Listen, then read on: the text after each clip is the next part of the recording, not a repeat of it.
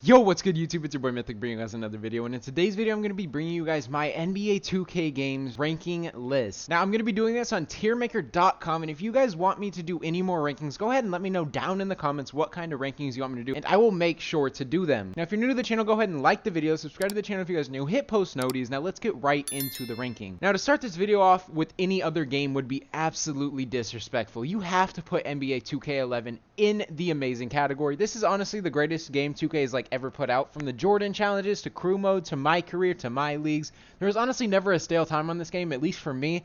I remember playing this game with my cousins every single day, and we would just grind this game for hours and hours and hours. And this game honestly is what got me into basketball in the first place, like actual hooping in real life. And I honestly never got bored of this game.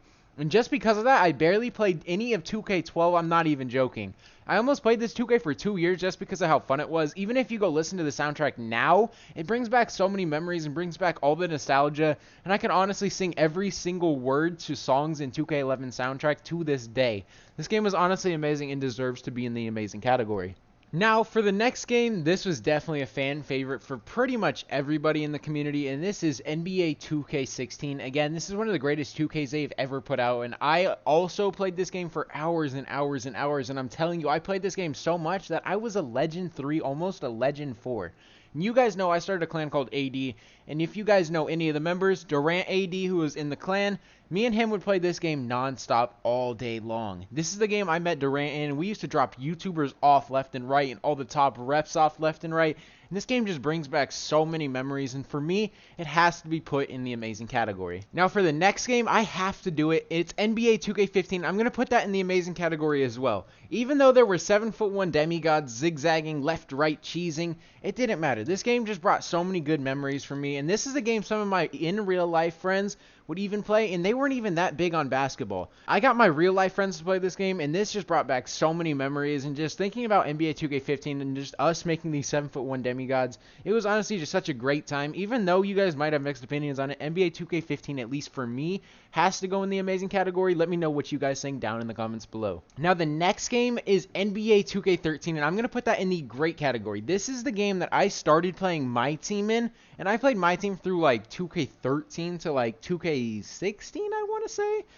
But honestly, NBA 2K13's my team was just so good, and I remember opening packs, and this was honestly the first game I played my team in, and it was just a brand new concept, and they introduced so many new legends that I didn't even know about. And if it wasn't for 2K, I probably wouldn't even know about many of these legends to this day, and my team definitely helped out with that. And NBA 2K13, although they didn't have a park, they had Blacktop Online, and I used to play that all the time along with my team. And NBA 2K13 has to be in the great category for me. I can't put it in the amazing, but it's definitely in the great for sure. Now NBA 2K14 also falls into that category where I didn't really have a bad moment with NBA 2K14. It was honestly just so fun, and I remember playing even my team in my career. This is the first next-gen game I ever played.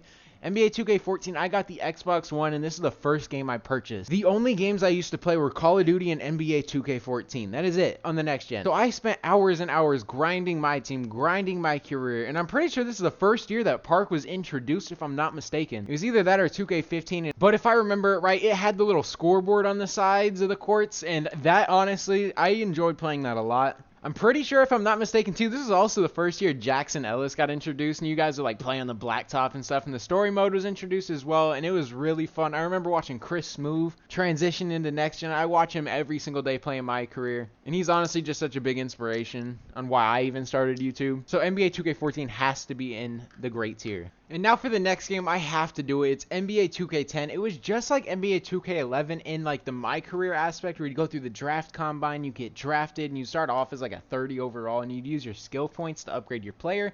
And honestly, if it wasn't for the Jordan mode and all the memories, 2K11, I'd probably have 2K10 and 2K11 in the same category, but 2K11 is just the GOAT game, and it is just undisputed. But NBA 2K10 is definitely not far behind. This is definitely still a great game, and I had many great memories on this game, even playing game modes like the Association, and there's nowhere else to put it besides the great category. Now for this game, it would definitely be put in the great category, but they just messed up the execution, and honestly, just all the messed up events and the Paul George loading screen kind of killed the vibe.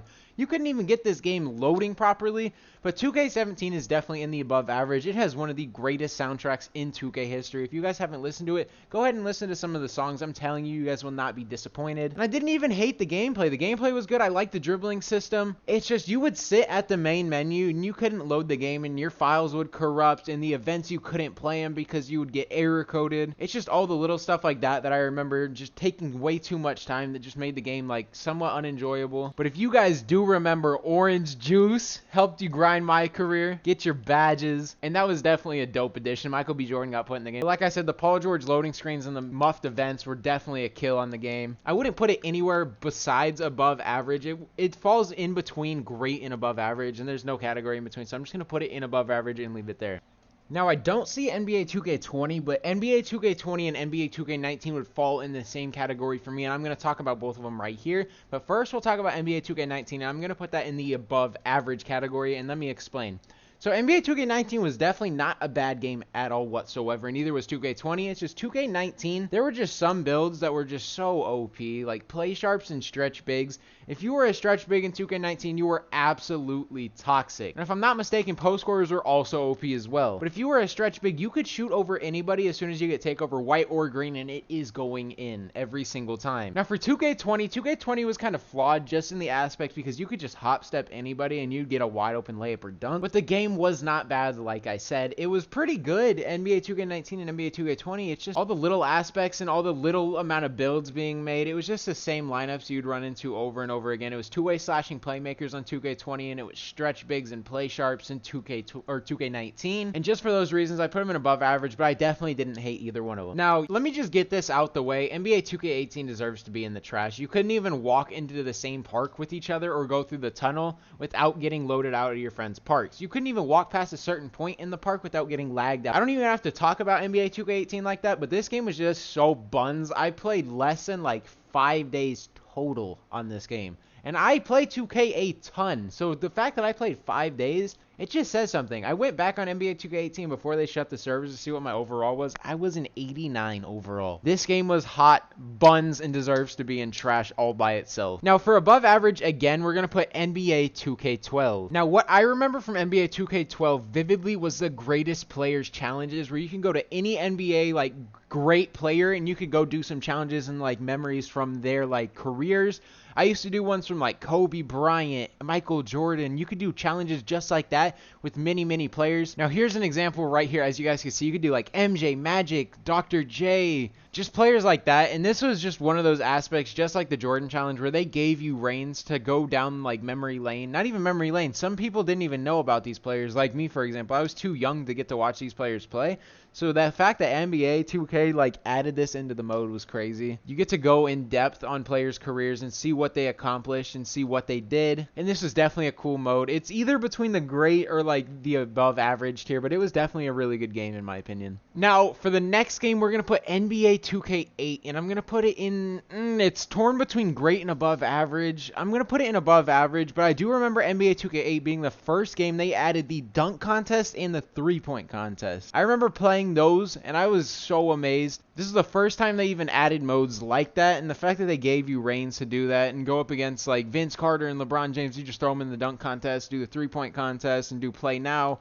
It was so fun. If I'm not mistaken, you can't do those in-game modes in 2K21 Next Gen. Let me know in the comments if I'm wrong about that, but I don't believe so. And honestly, NBA 2K9 is pretty much the same game, so I'm just going to put it in above average as well. And for the final game, I'm going to put NBA 2K7 in the OK. It's not trash with NBA 2K18, but it's definitely not in the above average with these games. It's going to be put in OK for me. And honestly, it definitely doesn't deserve to be in 2K8 or 2K9's tier, because 2K7 was honestly just a carbon copy of NBA 2K6, and NBA 2K6 I definitely didn't hate at all, and I remember achievements being super easy. You used to get a shit ton of points. On the Xbox 360, you get like 100 achievement points for just like achieving like the easiest thing. So if you wanted like a free like 1,000 gamer score or whatever, you could just hop on NBA 2K6, and NBA 2K7 was literally just a carbon copy, and 2K8 was definitely a step like made in the right direction from 2K7, especially graphically. NBA 2K7's graphics were awful. But here is my rankings. Let me know down in the comments what you guys would change, what you guys think on my rankings. But that's all I got for today's video. Hopefully you guys did like. If you're new to the channel, go ahead and subscribe to the channel. Like the video if you guys are new. That's all I got. This has been Mythic.